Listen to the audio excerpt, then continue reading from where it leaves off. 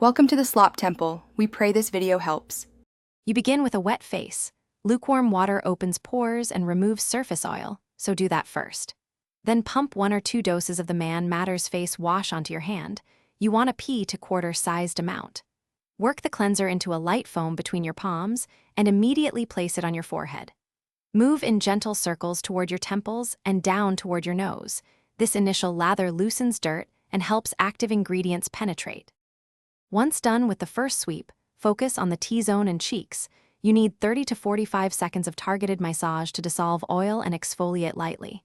Use your fingertips, not nails, and apply lighter pressure on acne-prone areas so you do not irritate. Avoid the eye area entirely. Make sure to rinse intermittently to assess texture. If residue remains, repeat a short lather there. This deeper step ensures active ingredients reach clogged pores, not just the surface. Rinse thoroughly with cool water. Cool closes pores and helps reduce redness, so spend 15 to 20 seconds removing all suds. Once done, gently pat your face dry with a clean towel. Do not rub, because friction can inflame skin. Immediately follow with a suitable moisturizer or sunscreen within 60 seconds to lock in moisture.